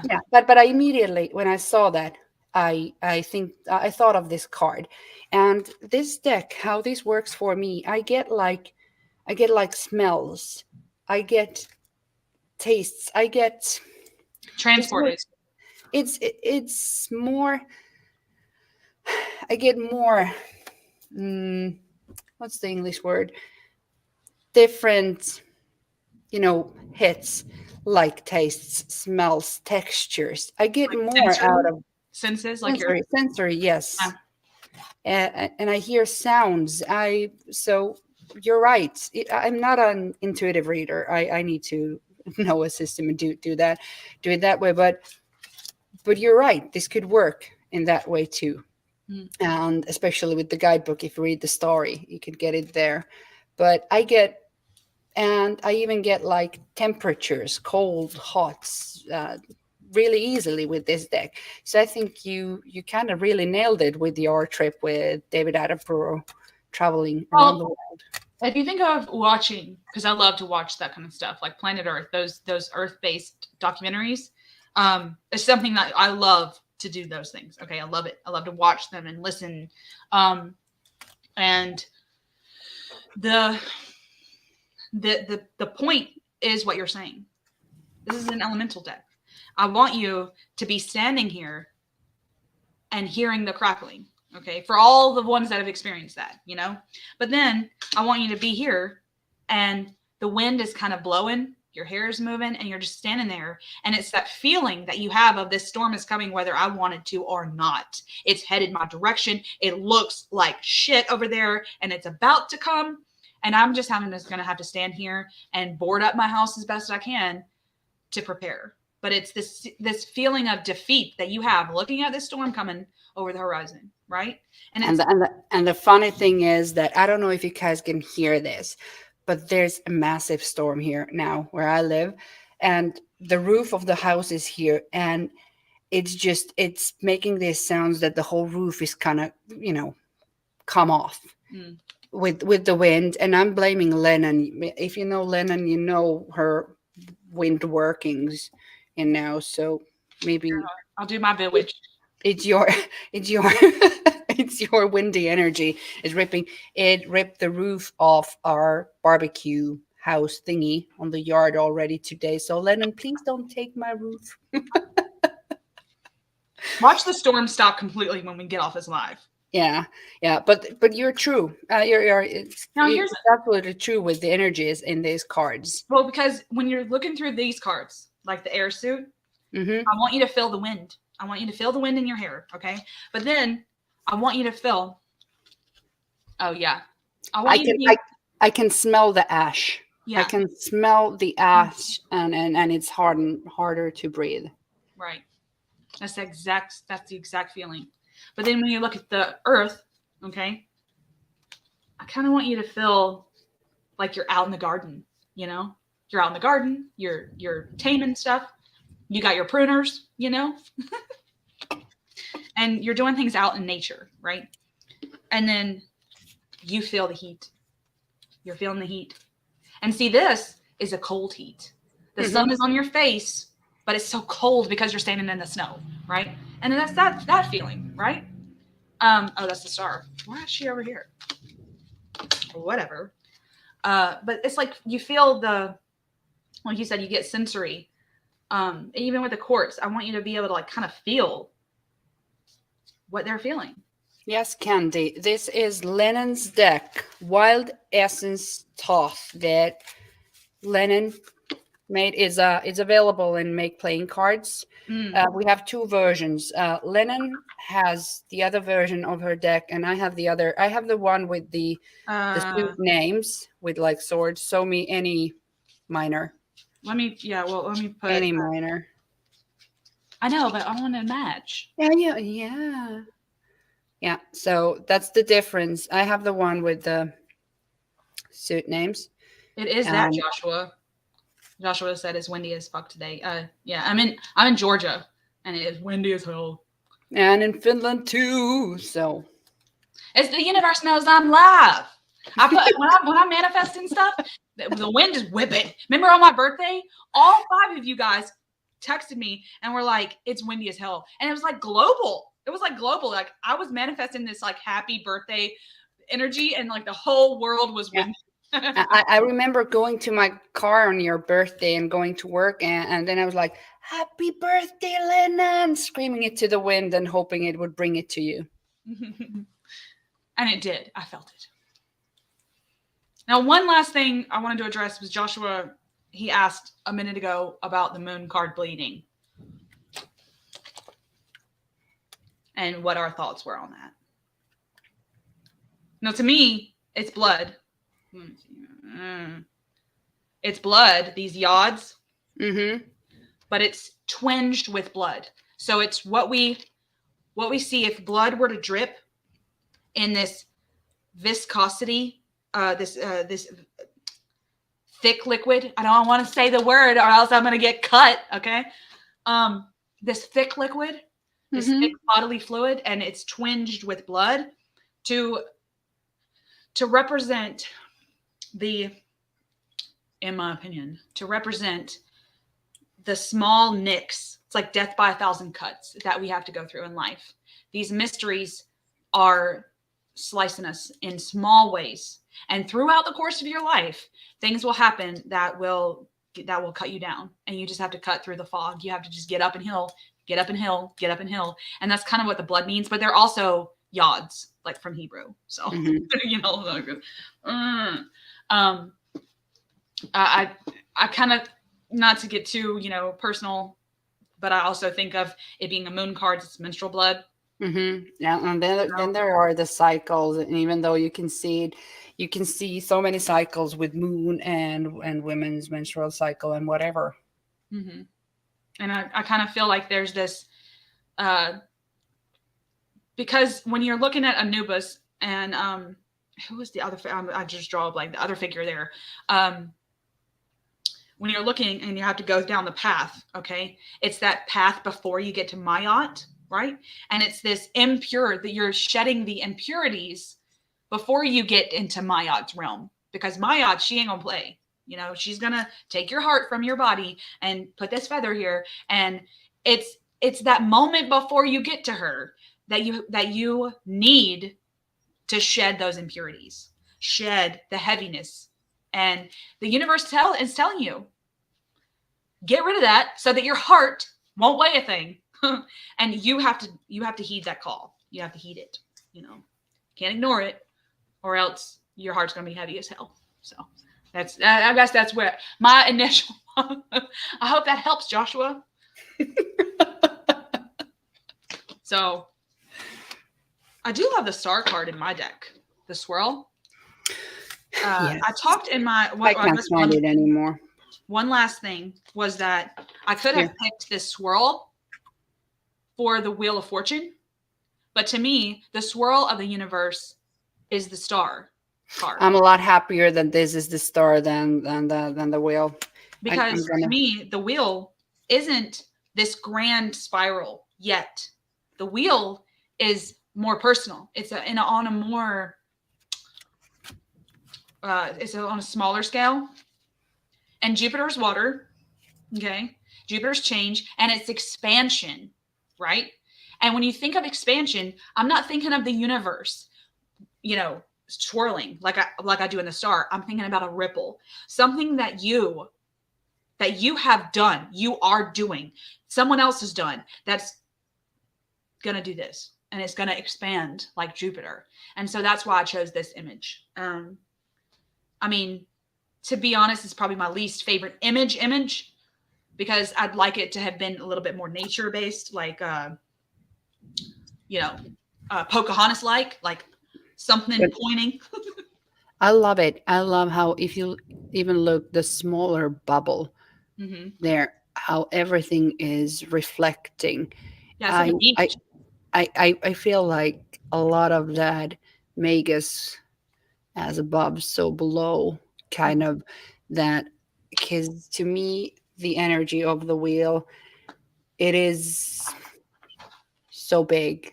I feel it being out of our hands, like the fates weaving our faith and whatever.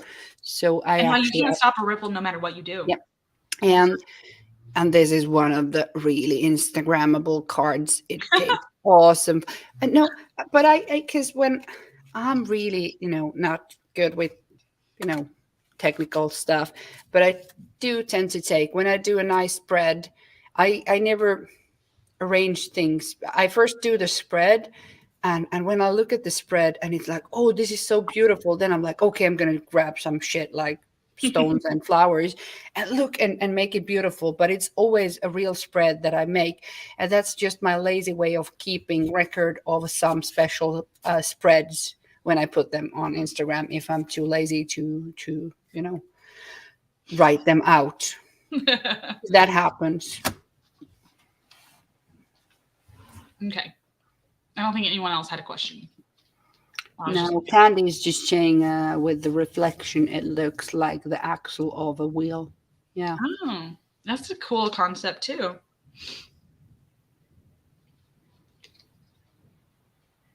Oh yeah, she's talking about like the fact that it's going this way. Yeah. Too. Yeah, and then you get the round thing going on. It's crazy. Okay, so I guess to round out, do you have something that you want to ask me? You want something? You want a card that you want me to? One of your favorite cards that you want me to read from the guidebook, or what? Or we can just end it. I don't care. Does anybody have any questions anymore in the chat? I think I'm starting to have such a mess on the table that I can't find anything anyway. But I've been really happy, and to me, at least this deck showed immediately because I do deck interviews. So to me, this deck will be a deck that will travel with me first and foremost. It's deck that I will take abroad. It's gonna do that, but it's also a deck that I can ask like questions regards to decisions. Like that's how I felt the energy. But to me, mostly it's gonna be a travel deck, and I know it's gonna take amazing photos. Think about if I go to a special place in nature, and I have this deck, and then I'm gonna use it. So it's gonna be amazing, and for me, of course, because I've known Lennan for a longer while already, and because I know you, I know the essence of you, and I know there is the essence of you in this deck, as there is the essence of Thoth. So, of course, for me, this deck is even that much more special because it's been done by you, and you've shared your process with us even before it was ready, and we were all blown away because Lennon kept it as a secret, and just then one day like, oh, by the way, I created this deck, and then we were like, what the fuck, and you haven't said anything. Well, I told you it was like one of those spur of the moment things, and it was like I started the year, my word was essence, right? Get down to the essence of things, and I was like, I want something like the essence of Thoth, whatever the hell that would be, and then over the course of a day, the deck was made. So it was not like I was trying to keep a secret. It was just that it didn't happen that way. It wasn't like I planned it, That's crazy. But when I made it, I was so proud. I was like, okay, I got to tell y'all because. Candy was asking that any more decks plans, because if you don't know, this is not the only deck that Lennon has made out of. Well, when I put the Thoth on my shop at Main Playing Cards, I had already made a few more decks on there that I'd printed myself just for me years over the course of the last couple of years. And I just decided to sell those as well when I was physically opened my shop. So I've got, I think, 4 or 5 decks. I've got a deck about altars that are just pictures of altars from the standard license thing that I have with my stock image platform. So it's kind of altars. I think I called that the Bell Book and Candle Oracle. And then I've got my Candescent Oracle, which is about it's like dark images, like chiaroscuro art. I made that years ago, and I tweaked it and then I made it right to sell. And then I've got both of my Thoths, and I've got more projects coming. I haven't opened it yet, but I've got a printer studio where I've got gifts. I've got Thoth Thursday related merch coming, and I've got Let's see. Merch and goodies. I'll say merch and goodies. And I'm drawing an Oracle deck right now. Because that was my question. That because we all know that you can actually create art because these images you've Yeah. just Yeah. put online. Mhm. But I know that you can do stuff. I can't. My deck would be shitty. I can't. It would be like doodles. But so are you planning on actually taking on that task of creating your own images? Yeah. I'm physically drawing an Oracle, like I said, that is kind of like weird. It's gonna be weird. Okay. Just it's far out. But then I'm in the process of doing acrylics, which is gonna be not this. It's gonna be a Thoth, but it's gonna be a Thoth. It's not gonna be inspired where the essence, it's going to be these in my own artistic way. And I'm thinking about doing kind of in an abstract way, not to where it would be off the wall, but you're going to see the full and the colors are going to be all the same and things like that. So closer like Emma Maline's deck. Yeah, but I want it to be painted in a way that's not realistic. It's not going to be realistic. Hers, oh my gosh, hers so good. I'm not that good. You know? Yeah, I have because I love to paint and draw, but to me, there's the art I do, which I think is okay, but then there's art that other people do that's just like so good. like this one. Yeah, so good. Because this is her deck that is like really the Thoth. Mm-hmm. Which one is that? That's not the Tabula Mundi, right? No, that's not the Tabula Mundi. It's the other one. What's this guy's name? I forgot. It's the Rosetta. Yeah. Yes. Yeah. Okay. That one. And the Tabula Mundi is I have the big and the small one, but this is her. This is not the Thoth images. These are like her images more. Yeah. But I love these both. She's brilliant. She's just. Yeah. But so you would go more on this way, like more closer to the original Thoth images. Yeah, but I want it to be kind of a little bit more abstract, like you can see the brush strokes. Yeah. Like okay. For this, like the 4 of wands, right? It's a circle, right? But then you've got 4 wands with a ram and a dove, right? And I'm kind of just gonna do a green background, excuse me, and take my palette knife and just do red, and then draw the circle with my palette knife, and then kind of go in there with a fine pencil or a pen or my pen marker and draw the dove and the ram. So it's I got an idea. I got some ideas. You know, I'm working on, like I said, I'm working on the Oracle. It's far out there, you guys. It's far out. It's taking me. It's taking me weird. Y'all gonna figure out the essence of Lennan when that Oracle comes out. So I'm planning on so many things. I've got this big project that's coming at the end of the year that I can't talk about. So that's coming, and so many things. I'm a creative bee. I love to create, and I don't know. I kind of started this make playing card shop to kind of see if people would resonate with my creativity, but I don't know, you know. So we'll see. And I think that's easier way than doing a Kickstarter from straight away, because I think Kickstarter projects might be then you would need to have the printer and it is a big fussle. Jimmy's asking there. How thick is your deck? Because mine's thicker than what I'm selling it for. Let's do it this way. Mine is thinner. Yeah, mine was thick, but it was so hard for me to shuffle that I decided to do one step down, which is a good cardstock still, but it's not as. Yeah. Oh, this one was too. Sorry, this might make a noise, but I'm trying to. No, that's good. Yeah, that sounds good to me. Really, really nice riffle. Good. Works like a charm. And if I have seen the Thoth Journey, the Oracle of Change. I have seen that. I think someone put it on their channel. This is actually quite as thick as my greenie.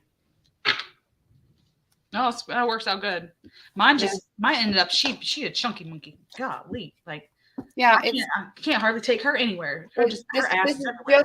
just as thick as my greenie. Oh, okay, yeah, good. Yeah. I have seen it. I don't know if I bought it. I don't know if I didn't buy it. I didn't buy it. I did not buy it.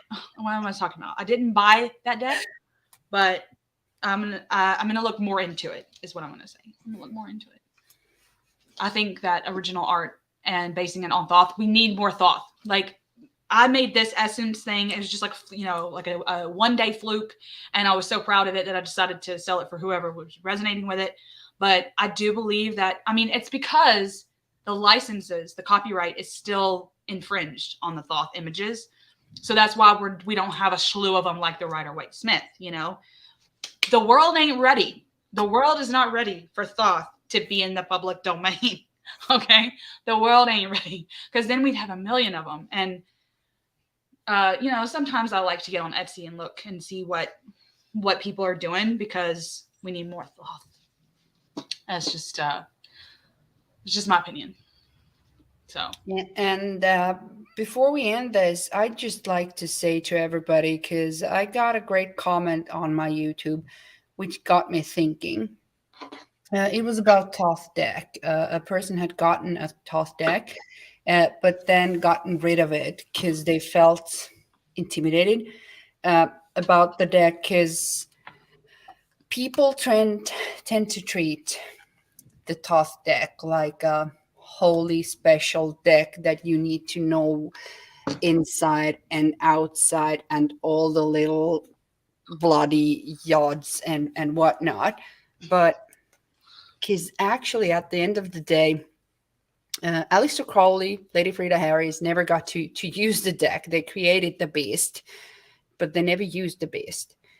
So we don't know how anything is supposed to be used or whatever. And Mr. AC didn't even like divination. So we are already, using the deck wrongly if we use it. But I think that one could use the Thoth deck just as like any other deck, and just maybe get inspired by Anna with this one system of reading tarot. That's how I read. I only have nuances that come in difference whenever I'm reading with different systems. But at the end of the day, my reading would be kind of similar compared, or despite the deck that I chose to use. And one doesn't have to know the deck inside and out to be able to use it as a tarot deck. And then if you get inspired like me and Lennan and other Thoth geeks have, like getting into the Kabbalah or getting into the astrology, and to learn all the secrets of Thoth deck, will take more than one lifetime. But I think the essence of the Thoth is, in its way, a great option, because it has the essence, but you don't treat it. You don't have to treat it like the holy cow in the streets. You can just yeah, put it in your backpack, take it, travel the world, and take it with you. So I would love to encourage people to use Thoth more, even though you don't know that there are yards in this, Ace of Wands. You don't. It's just an Ace of Wands. It's a flaming torch. You can read it that way too. That's my ending for this evening, which yeah. I would wish people to And do more. I made a video on my channel called Public Service Announcement that Hmm. talks about this, that talks about the fact that a lot of people that have come across Thought Thursdays have said that they're intimidated, or that now it's one thing to not like Thoth because you didn't like Crowley. Okay, Yeah, that's different. But if you want to learn or just use the deck, at the end of the day, it's a deck. It's a tarot deck. So use yeah, it, play with it. And yeah. especially if you resonate with images more, or even along with the Rider-Waite, it's, I know one article that I read recently was about, are they two different systems? Are these two different systems? Who knows? Because of all the switches. But even if you didn't look at it that way, at the end of the day, what is what book? Pick a book if you're not going to do it intuitively.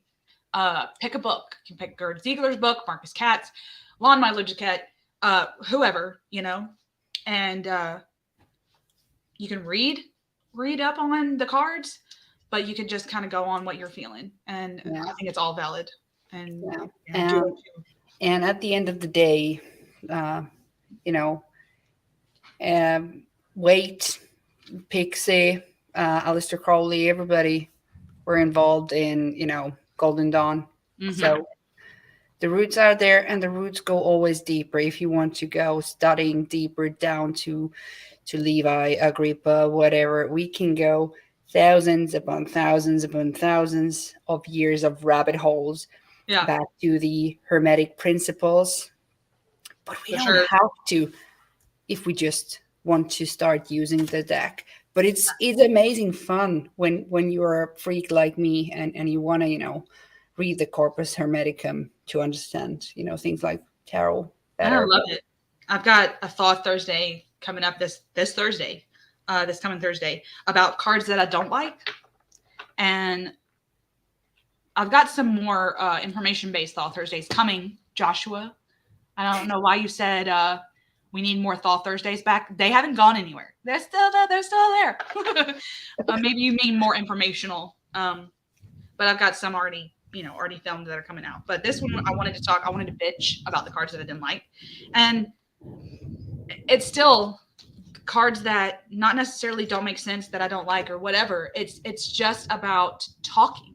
We can just talk. We can just have fun. We can just talk. We can talk about what we don't like, what we don't understand in decks. I think that there's so many people in the tarot community that are so quick to say, oh, this is great. This is great. This is great. But then, when you get triggered, or when this image really just doesn't make sense. Like you told me about this deck. Some of the images did not make sense.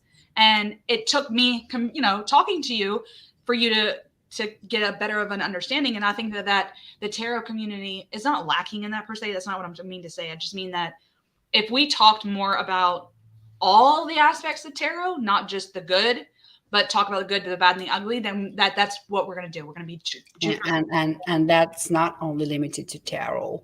It's the environment of today when you're not supposed to say. That's why I tend to keep quite quiet in the social media, because I have a bad mouth, and I don't want to be airing up all my opinions every time, because people would misunderstand me, because my cultural background as a Finn, we are like type of people, and so that's why I often decide to stay quiet, because also if people start to argue with me online, I feel bad, because I'm cotton candy. I'm like those clouds in the last card.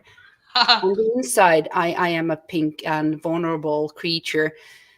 I just hide it in my black clothes. But then I feel bad if people start bitching at me online, and that's why I keep silent most of the time. But for you, I can say, like, I don't get this card, or that card is ugly, and I just picked from the pile, and look who came up.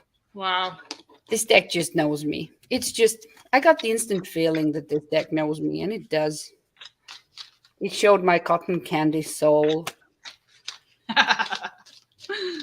Do you want to shuffle your deck and take a card for us, and let's call it a night? Okay. I know we've been on can you believe we've been on for 2 hours? I said let's keep it in an hour, but with Lennan and me, it's not gonna happen. Sorry, guys. I'm happy if somebody survived from the beginning at the end. And you know what? Besides Panda, you're the only one that's like actively asked me to be on your channel. Not that I care. I'm just saying that I don't know.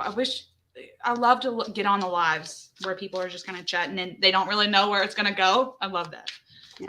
Lives are great. I have time to get on. And the best thing about lives as a content creator is the part that we don't have to edit. That's true.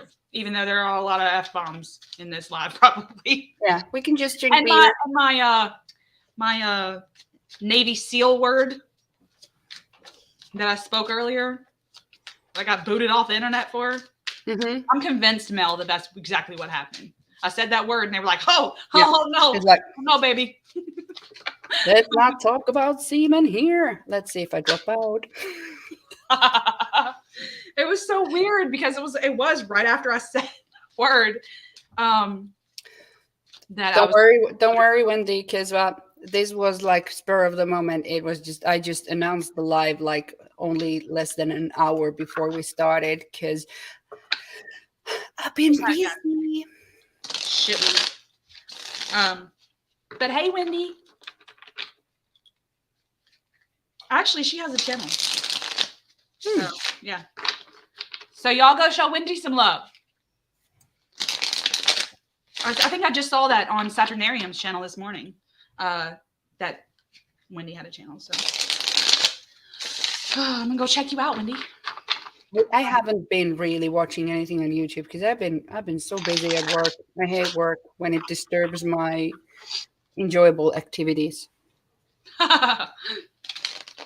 Well, you went on vacation and then you came out. Yeah, but being a grown up, being a grown up sucks. I know. Adulting is hard. Yes. Except when you can make money. Because money makes the world go round, I guess. At least it buys you tarot decks. Yeah, true that. It doesn't buy me a lot. It doesn't buy me a lot. I rarely buy decks. I bought one recently that's become a staple that I'm going to make a whole video on.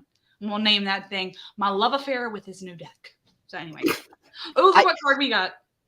Ooh. Nice. We got the Aeon.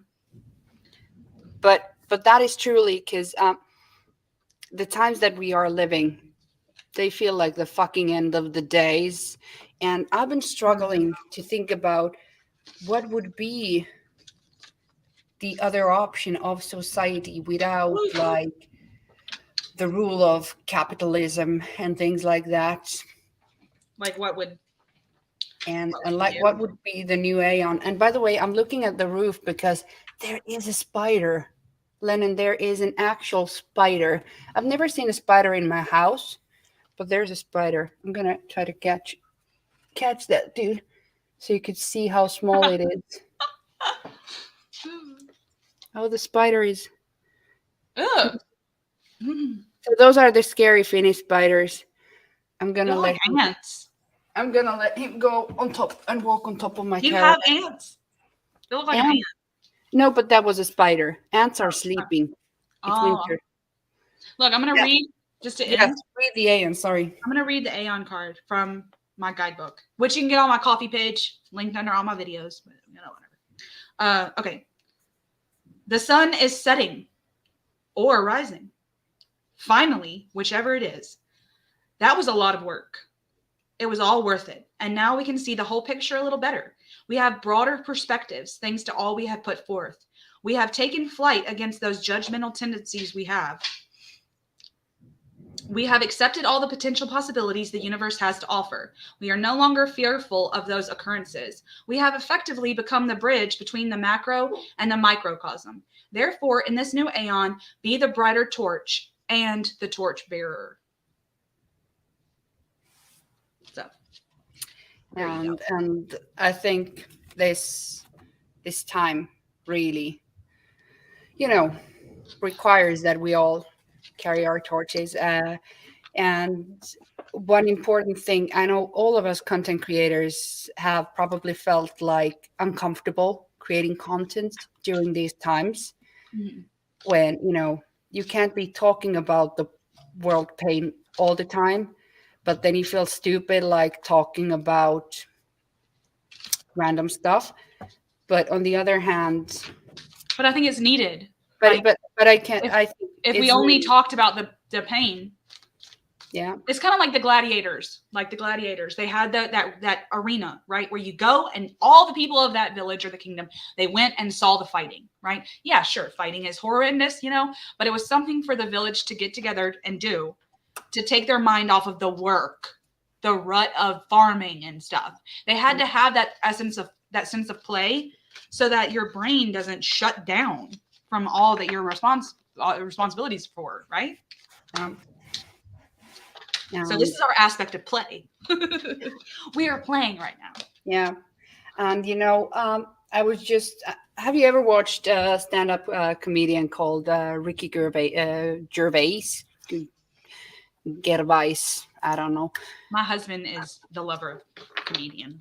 Okay. Yeah, but he's just I love him. He's a brilliant British comedian, the best in the world. I love him. But he just reminded me that we need to laugh because I've been feeling fucking down lately a lot. Living in Finland next to Putin isn't fun at these days. Things are not as bad here, of course, that they are like in Ukraine and shit like that. But after 2 years of COVID, none of us needed this. None of us, and it's affecting us all. And us who are even more, sensitive and thinking about world in a different way, like every tarot reader should be thinking the world. It ain't funny. So I think that's why it's so important also during these times to laugh, even at the fucking bad shit. And Yeah. to be here. Because I think it is important, like if you're using tarot, to do both. Mm-hmm. Do both about the bullshit. Mm-hmm. Do a reading about the sludge, the depression. Mm-hmm. Get down to the shadow, whatever that's severe. But then go to the other spectrum. Just shuffle all day and just lay out some cards. You don't care what they're telling you. You're just wanting to see the pretty images. And I think that it's so important to do both. Right? I don't know. The damn Thoth Journey Oracle of Change is sold out, you guys. It is sold out. Hell. I'm gonna have to go. Probably there'll be a second edition. Probably. Most likely. Yeah, let's hope. Let's hope. Thank you, everybody, in the comments. Yeah, I'm seeing that all. Yeah, but thank you, Lennan. You're welcome. I loved to sit down with you, even though this was a fucking hassle to get this all organized. I was screaming, Lennan was screaming, but hey, that's life. Yeah. Here we are. I just wanted to, spend the time and appreciate what you did here, because this is unique. And one thing that I need from you also, I want an autograph, because when you die and you're famous, and when my daughter is going to sell this deck, the next Lady Frida Harris. So, well, I'll send you one of these and I'll sign it. Yeah, send me one of those and sign it. But you can, if anyone's like, if you just want to download this and like get my little thoughts from my copy page, do that. I guess once this goes onto YouTube, like for real, I can comment the link to my make playing cards in the comments below, just in case. Yeah, please do that, because I have no fucking clue what is a coffee page and how to find that stuff and how to download that. So I'd have it in the snail mail. Yeah. Okay. Well, I'll put a link in the comments below. Thank you, everybody. Have a good night, and always when you have the chance, kiss in the mouth, not on the forehead. Keep loving everybody, and keep laughing and making people laugh. Yeah. Bye, guys.